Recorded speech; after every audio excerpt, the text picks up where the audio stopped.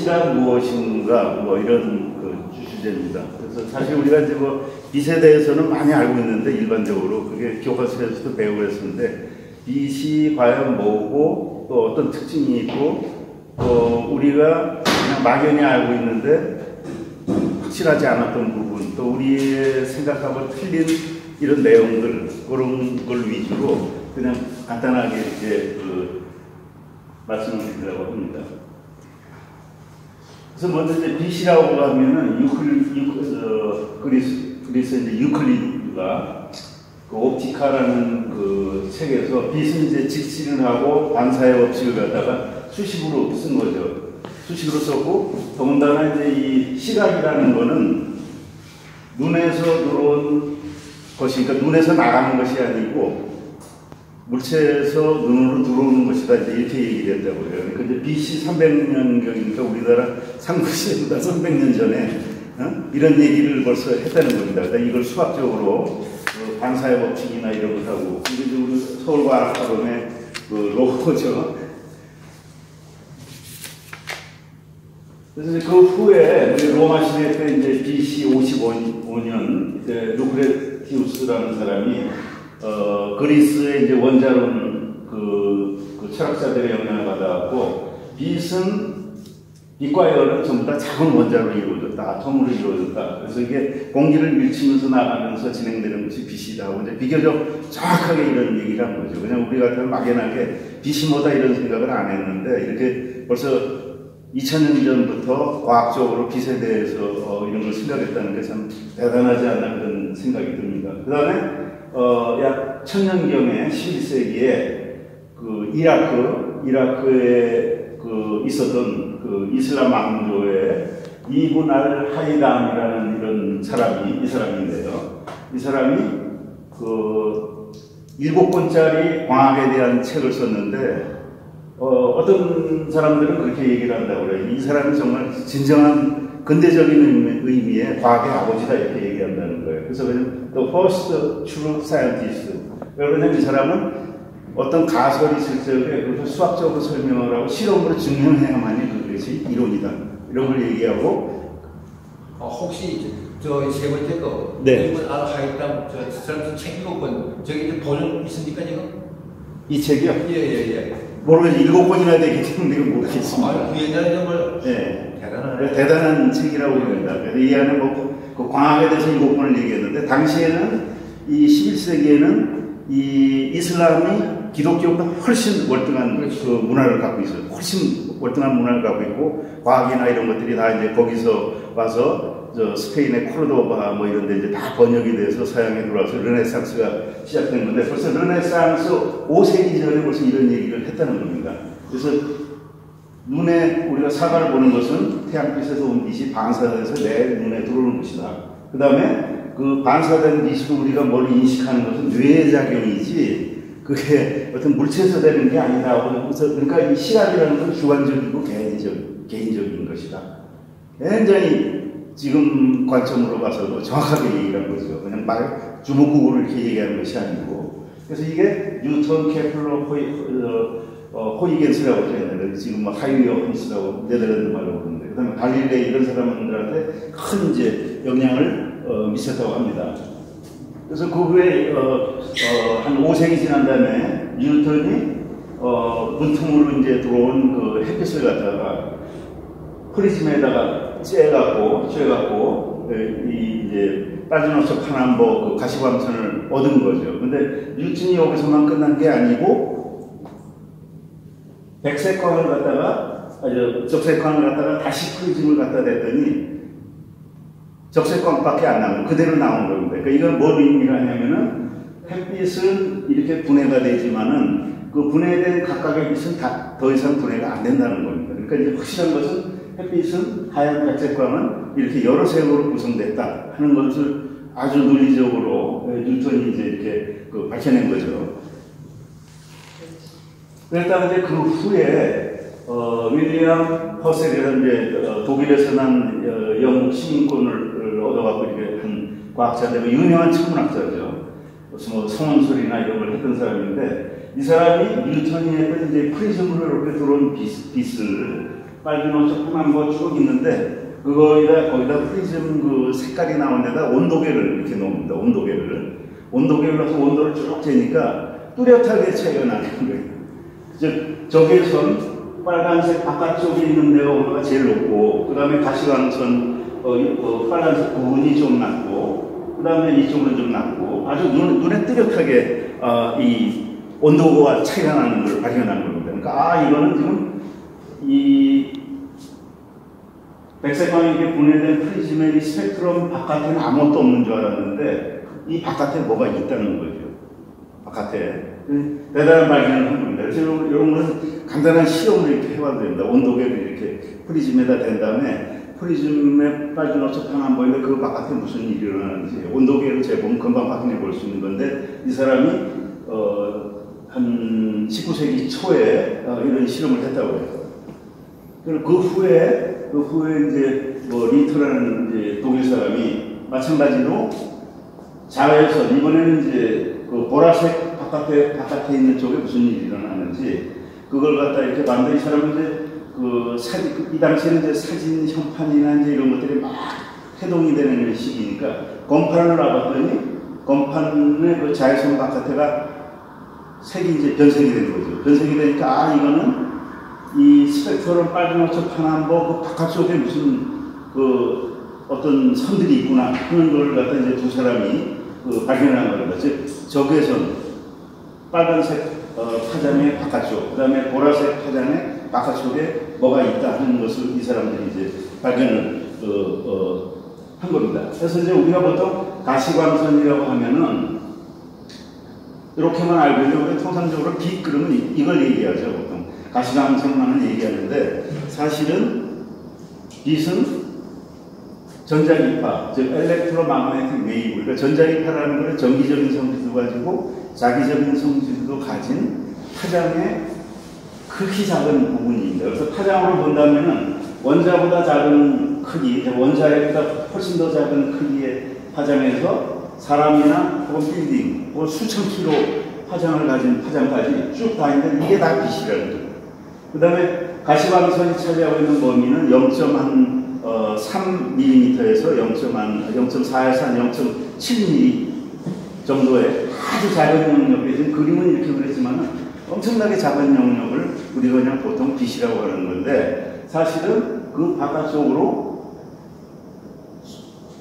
굉장히 많은 그 종류의 이런 빛이 있는 거예요. 이걸 다 빛이라고 부르는데 우리가 통상적으로 부르는 걸 가시광선만 이제 그렇게 부르고 있는 거죠. 그래서 이걸 이제 좀 더 나중에 다시 이렇게 알아보겠고, 지금 파장의 길이고, 파장의 거리가 1조분의 1m서부터 킬로미터 단위까지 이렇게 쭉 퍼져 있는 거죠. 그래서 제일 짧은 게, 제일 긴 게 라디오파고, 라디오파는 이제 우리가 보통 전파라고 그러죠, 전파라고 하는데 그거는 좀 혼돈을 주기 쉬운 용어가 돼요. 전파라고 하는 건 전자기파하고 혼돈이 되니까. 그래서 사실은 요새는 이제 전파라는 얘기는 잘 안 쓰고 라디오파라고 이렇게 해야 좀 혼돈이 없을 것 같아요. 그래서 전자기파하고 라디오파는 전파는 전자기파의 극히 이제 작은 부분인데 그 용어를 잘못 쓰고 있는 거죠.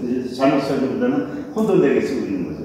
그 다음에 이 짧은 파장일수록 이제 주파수는 이제 진동수에 해당해요. 1초에 몇 번 이 진동을 하느냐. 그걸 얘기하는 거죠. 10의 20 중에서 긴 파장일수록 이제 이렇게 넓게 이제 이렇게 되고, 그 다음 거기에 따른 온도도 다 틀리고, 그러니까 각각의 이제 어떤 물체의 온도가 있을 때 물체에서 나오는 가장 큰 파장이 어느 파장에 해당되는지에 대한 적이 있는 거죠. 그래서 물체의 온도를 알면은 어느 파장이 주로 많이 나오는지를 알 수 있다는 얘기입니다. 그 다음에 또 하나는 이게 이제 나중에 말씀드리겠지만 이게 파동인 동시에 광자라는 입자이기 때문에 그 입자가 가진 에너지가 이제 나와 있는 거죠. 그래서 다 다른 예를 들어갖고 이 라디오파의 이런 경우에는 10의 마이너스 무슨 엘렉트론 볼트라니까 전자 한 개의 이제 그 에너지인데 극도로 작은 거죠. 그러니까 10억분의 1 전자의 그 에너지밖에 안 되는 아주 미약한 부분인데 반면에 감마레이 같은 거는 100만 엘렉트론 볼트 광사 아니고 굉장히 그 큰 이런 에너지를 갖고 있는 거죠. 그래서 이렇게 구분을 하는데, 우리가 그 색각이라고 하죠. 시각, 색을 갖다 이렇게 느끼는 거는 방금 전에 말씀드린 대로 아주 좁은 범위에, 대략 봐서 420에서 680 나노메타, 그러니까 0.42mm에서 0.68mm. 거기에 파장만 우리가 색으로, 사람의 눈이 그것만 색으로 구분을 하는 거예요. 근데 연구에 따르면은 380에서 800까지도 본다고 그래요. 그 다음에 어린애들이나 이런 애들은, 또 청소년들은 이렇게 이게 1300일 겁니다. 1300인가, 잘못 쓴 것 같은데. 그러니까 자외선, 적외선 영역도 좀 보는 사람들이 있대요. 그러니까 사람마다 좀 틀린 것 같아요, 이게. 그 얘기는 사람마다 틀리고, 시험실 조건에서는 1050 나노미터의 적외선도 감지하는 사람이 있다고 그러니까. 그러니까 우리가 색깔을 이렇게 느끼는 거는 사람마다 아까 이분 헤이다니까 그 사람이 한 대로 주관적인 거라는 거죠. 왜냐하면 느끼는 게 다 틀리니까. 틀릴 수 있다는 거죠.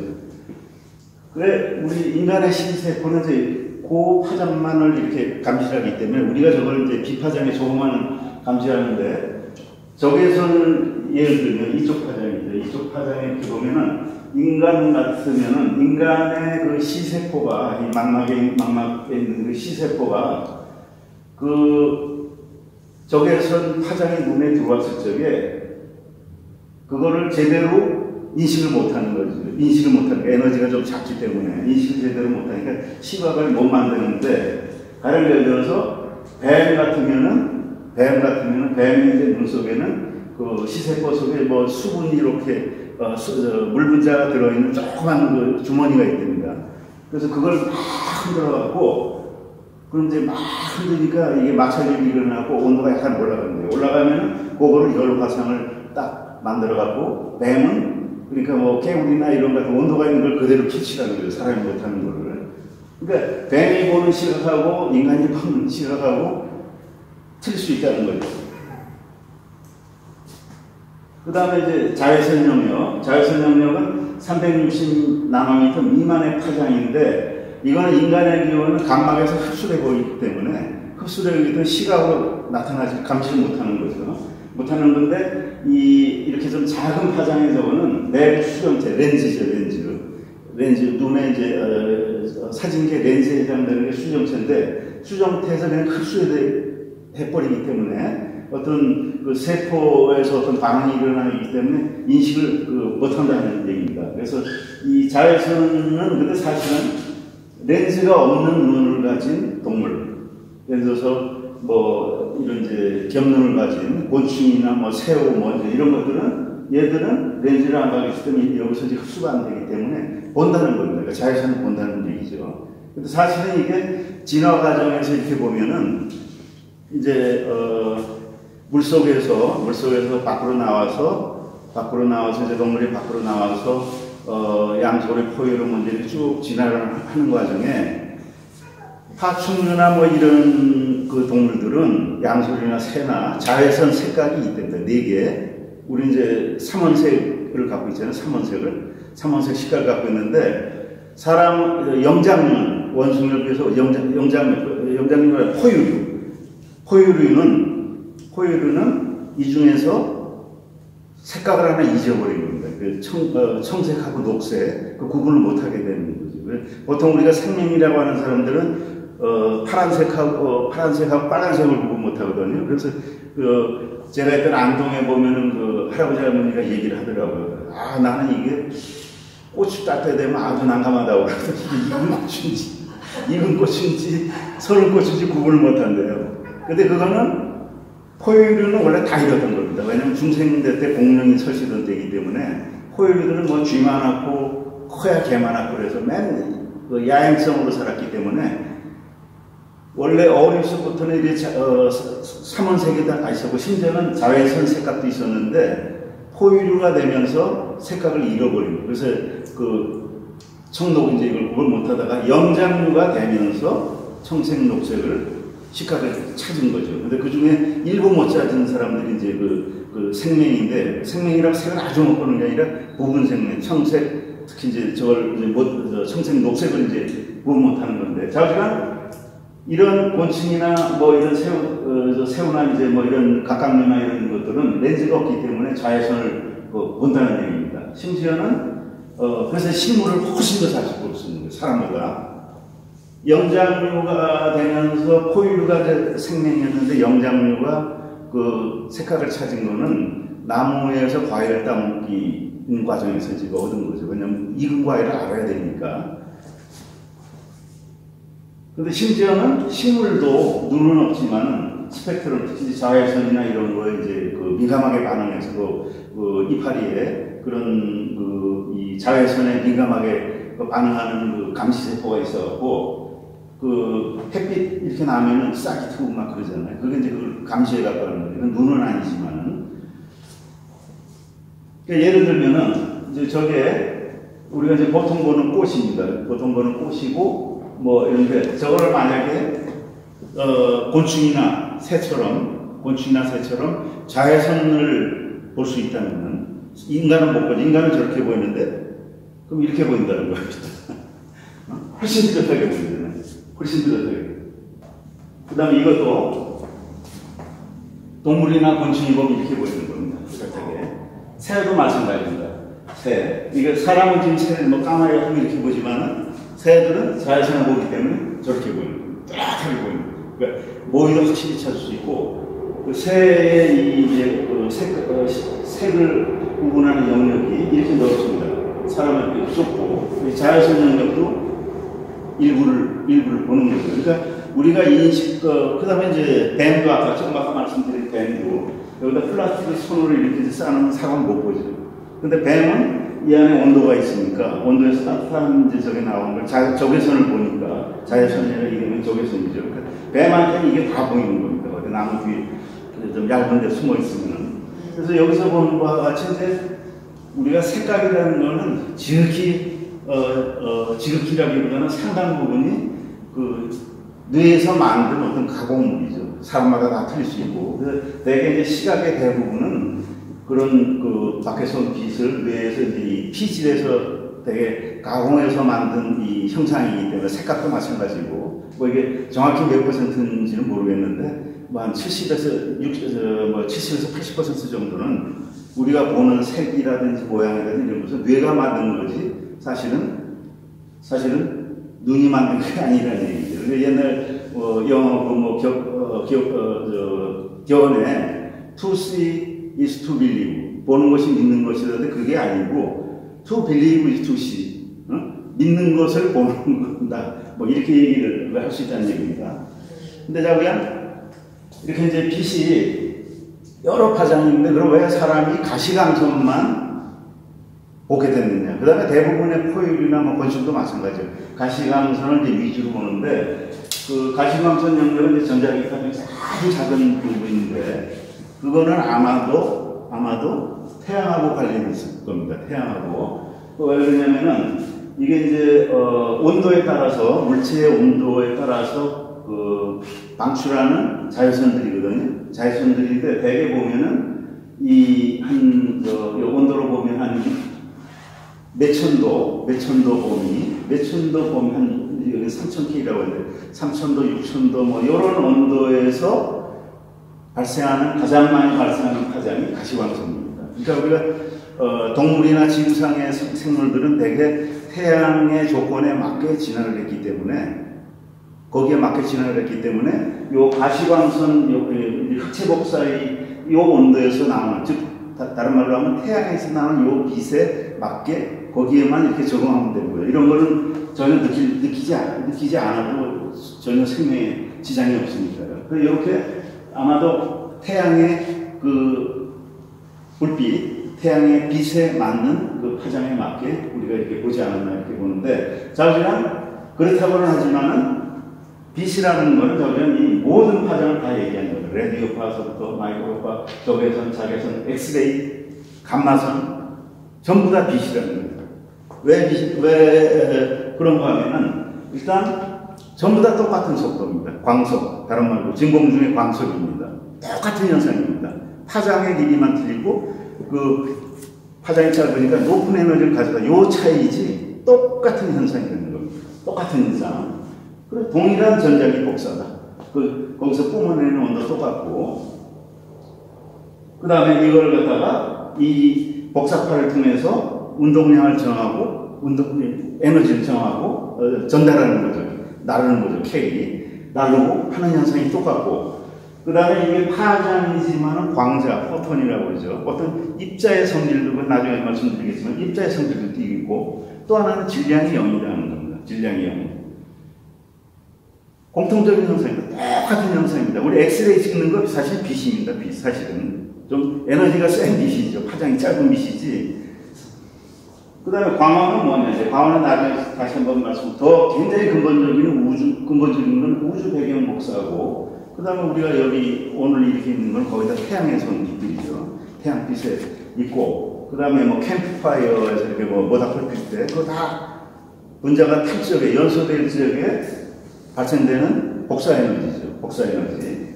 백열등. 그 다음에 사람한테도 지금 적외선이 나오잖아요. 온도가 있으니까. 30도. 여기서 지금 빛이 나오는 겁니다. 우리는 못 보는데.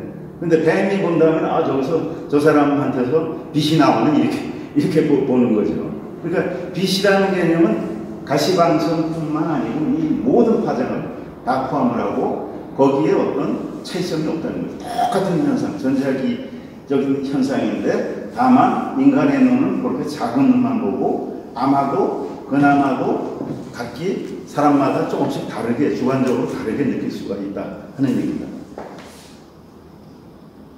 그래서 방금 전에 이제 복사하는 어떤 물체가 온도를 전자기파를 이렇게 방출한다고 하는데 그 간단한 원리를 이제 말씀드리면 이렇습니다. 우리가 이제 초등학교나 이렇게 배울 적에 열을 전달하는 방법이 이제 세 가지가 있다고 그랬잖아요. 전도, 이렇게 이제 물건이 닿으면은 뜨뜻한 거에서 따뜻한 거로 이제 이렇게 온도가 높은 데서 낮은 데로 이제 흐르는 거, 그 다음에 대류, 뜨거운 물질이 가벼우니까 위로 올라가고, 차가운 물질은 무거우니까 밑으로 떨어지고, 그 대류하고, 그 다음에 이제 복사하죠. 이게 세 개가 열을 전달하는 방법인데, 이 복사라는 건 뭐냐면은, 이게 어떻게 보면 이제 이게 100% 복사가 전부 이건 아니지만은 대부분이 이제 이런 저거죠. 예를 들어서 원자가 이제 이렇게 생겼다고 하면은 어떤 자극을 받거나 어떤 그 흥분이 되는 거죠. 뭐 외부에서 열을 가하거나 뭐 빛을 쬐거나 하면은 이게 흥분 상태가 돼갖고 전자가 이렇게 튀어 올라오게 되는 거예요. 예를 들면은. 그런데 이건 안정한 상태가 아니죠. 가장 안정한 상태는 가장 가까이 낮은데, 물이 높은 데서 낮은데 있는 것이 에너지적으로 안정하듯이 이게 이제 안정한 상태죠. 그러니까 어떤 자극을 받아서 올라갔던 거는 다시 떨어지는 거죠. 제자리로 떨어지면 이만큼 에너지가 차이 나니까 그것이 바로 빛으로 나가는 거예요. 그것이 바로 이게 이제 복사 현상입니다.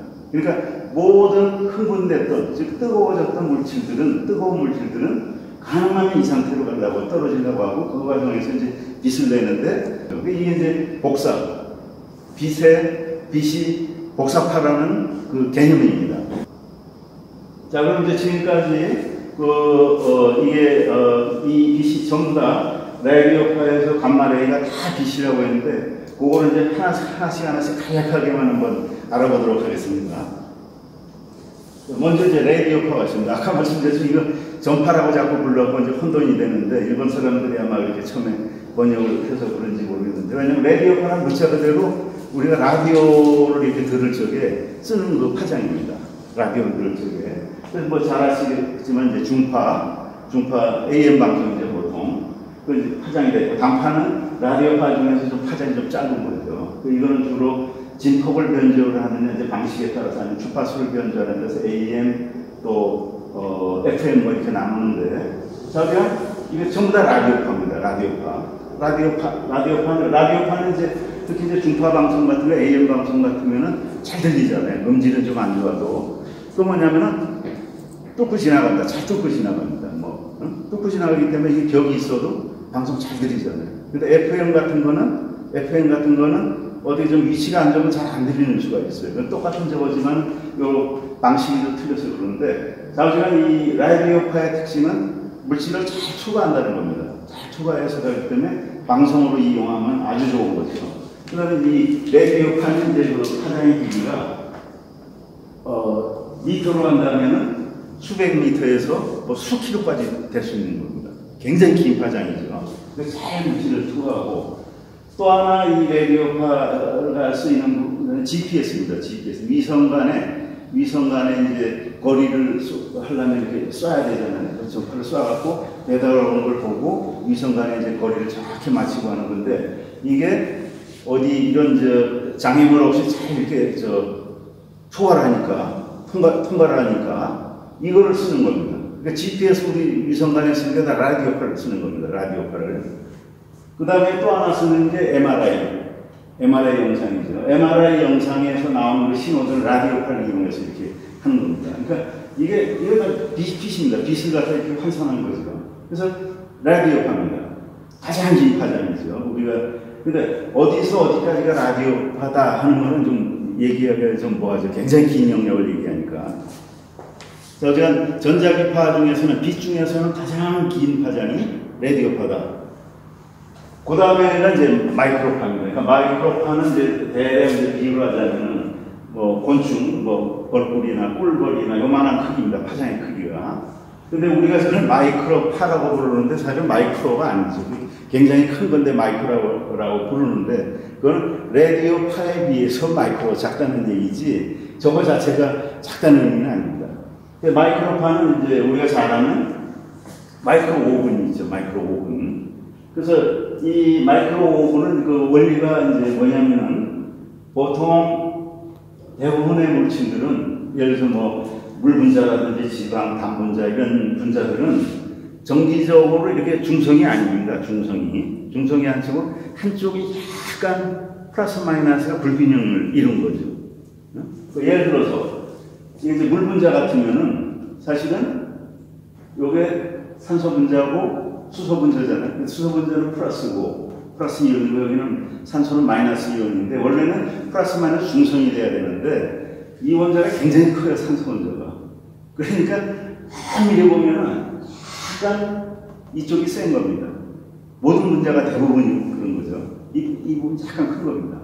그래서 이쪽은 아주 가볍게 마이너스가 뛴 겁니다. 산소 쪽은. 수소 있는 쪽은 약간 플러스예요. 근데 이제 저런 분자가 있는데, 이제 우리 몸속에 뭐 당분, 뭐 포도당, 물, 기름 뭐 이런 게 있는데, 이 마이크로파는 이제 아까 그 전자기파라고 그랬잖아요. 이렇게. 그래서 이게 0이라고 지금 플러스 마이너스 이렇게 전자기파니까 이렇게 움직이는 겁니다. 그래서 플러스가 되면 이놈이 마이너스 쪽으로 이쪽으로 딱 돌겠죠. 그죠? 그 다음에 0이 됐다가 마이너스 되면 반대 방향으로 돌겠죠. 그러니까 이 물 분자가 저걸 흔들어주면 끊임없이 막 돌아가는 겁니다. 물 분자가.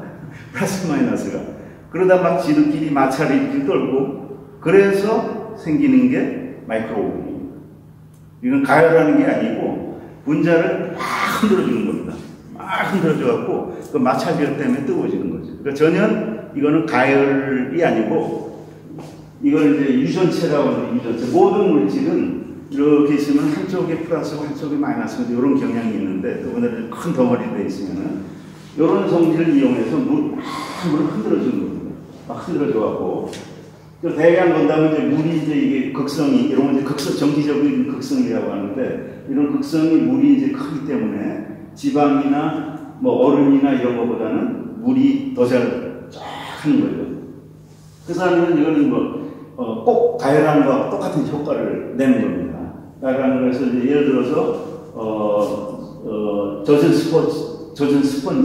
스펀지 젖은 걸 갖다 마이크로오븐 100와트 2분 동안 넣으면은 99% 그 세균들이 뭐 죽는다고 해가지고, 그 바이러스를, 세균을 잡아먹는 바이러스를 이게 거의 다 죽고 이렇게 된다고 합니다. 근데 이제 위험성은 뭐냐면은, 이게 잘못하면은 옆에 있다가 사람 몸의 분자도 그렇게 완전히 음식물처럼 해버리는 거죠.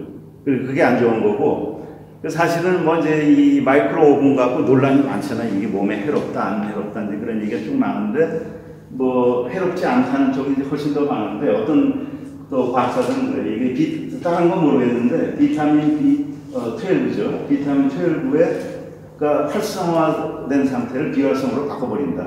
이런 얘기가 있어요.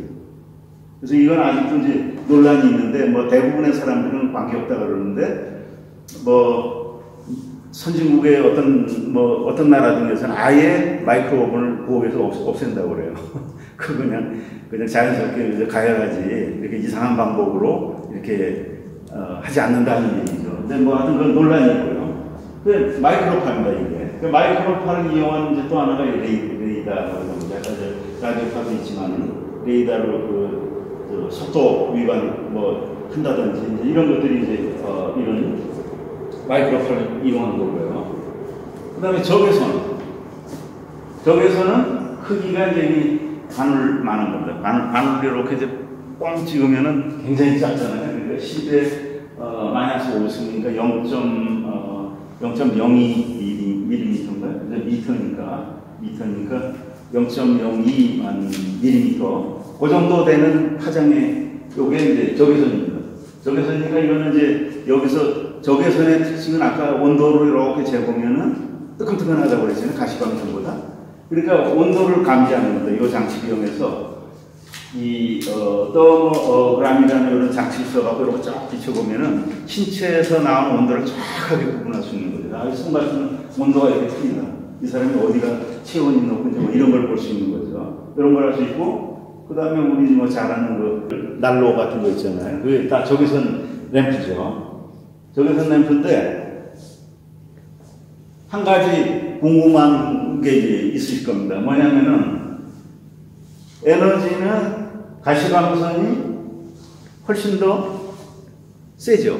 파장이 짧으니까. 적외선은 크고. 근데 왜 적외선이 자외선보다 뜨겁냐? 궁금하지 않았어요. 그죠?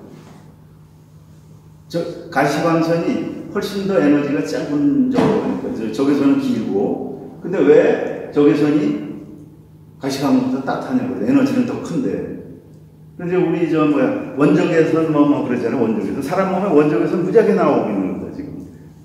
돌 같은 데서 다 나오고 있는 겁니다. 약간 삼겹살 구워 먹을 적에 이렇게 뜨끈뜨끈하게 했다 하면 이제 식잖아요. 식는 상태에서 돌에서 굉장히 많이 나옵니다. 많이 나오는 이유는 금속을 금방 식는데 돌 같은 거는 좀 천천히 식잖아요. 그러니까 원적외선을 방출하는 기간이 긴 거죠. 그게 뭐 특별히 원적외선을 내는 물질이 아니고 대개 암석이나 돌덩어리는 대개 원적외선을 그렇게 하고 그 원적외선 중에서도 아주 멀리 스펙트럼에서 빨간 쪽에서 멀리 있는 짧은 원적 이렇게 나누기도 하는데 어쨌든 간에 이 적외선은 따뜻해요.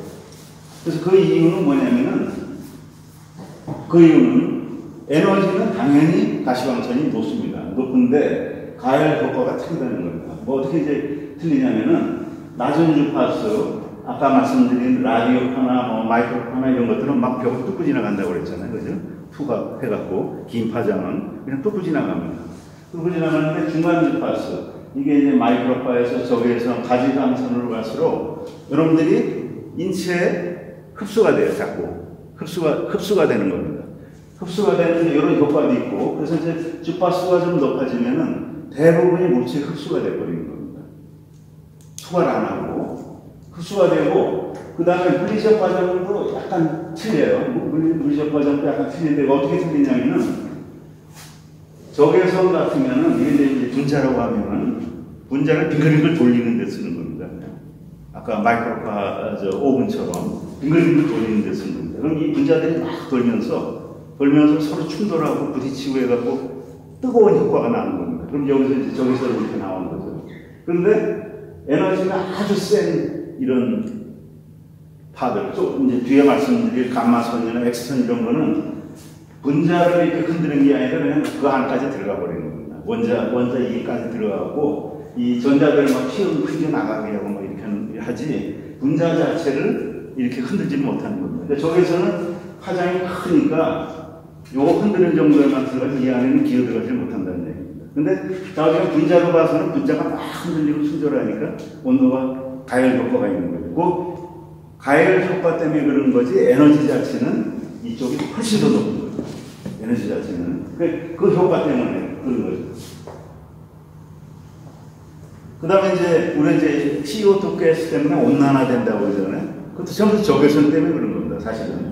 왜냐면은 태양에서 온 빛은 지표에서 딱 온 다음에 반사돼서 나가는데, 대부분 이제 가시광선, 적외선의 형태로 이렇게 들어오는데, 해갖고 나가면서 외부로 이제 반사돼서 나가는데, 한 반 정도는 뭐 들어온다면, 뭐, 그리고 한 반 정도 이렇게 나가는데, 이 나가는 과정에 이제 우리 공기, 이제 이 대기 중에는 저 분자가, 그 다음에 질소 분자 있고, 뭐 이산화탄소, 뭐 그런 거는 이제 아주 미량이지만은, 산소나 질소는 이렇게 반사돼서 나가는 적외선을 그냥 신경을 안 쓴다는 거예요. 이제 반응을 안 한다는 거예요. 그냥 통과해버리는 겁니다.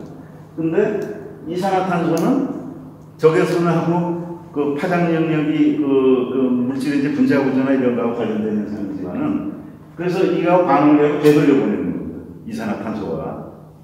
산소나 질소는 이걸 그냥 반사시켜 버리는데 이산화탄소나 메탄, 오존 이런 것들은 이거를 땅, 방사돼서 온 거를 도로 땅으로 내려보내는 거예요. 그러니까 뜨끈뜨끈해지는 거예요. 온실 효과죠. 그린하우스 효과. 그래서 이게 투과 정도가 틀린 거예요. 투과 정도도 틀리고, 반응하는 것도 틀리고. 그래서 어떤 일이 있냐면은, 이거 보면은, 이산화탄소하고, 그 다음에 오존, 메탄, 이런 것들은 적외선하고 반응을 해갖고 그걸 돌려보냅니다. 돌려보내면 온실 효과가 굉장히 큰 거죠. 온실 효과가. 그래서 온실 효과를 측정하려면 뭘 하냐면은 지표에서 도달한 걸 적외선 측정기로 쫙 측정해 보면 합니다. 측정해서 얼만큼 얘기하는데 가스마다 얼만큼 이걸 반사시키느냐. 그걸 보면 조순서대로 있는 거죠. 그래서 O2나 질소나 산소는 이걸 교란하지 않고 그냥 통과시켜 버리는데 왜냐하면 적외선 파장은 700에서 한 100만 나노미터인데 이거는 200 나노미터 파장만 이런 분자들은 흡수하는데 이산화탄소는 요 영역이 있는 걸 갖다가 일부는 흡수하고 일부는 또 되돌려보내는 거죠. 그래서 대기 중에 이산화탄소 농도는 0.04%밖에 안 되는데 엄청난 양이 이게 지구 전체를 보면 엄청난 양이죠. 그래서 대략 이게 2019년인데 잘못하면 2019년 같으면은 364억 톤의 이산화탄소를 생물의 몸이나 같은 거에 대해서 도로 되돌려보내는 겁니다. 이게 온실 효과를 이제 불러일으킨다는 거예요. 자, 그래서 이게 이제 적외선이고 가시광선은 이제 다시 가시광선은 아까도 얘기했지만은 요거는 이제 원생동물만한 크기입니다. 평균 잡아갖고 파장의 크기가 태양이 이제 6,000도니까.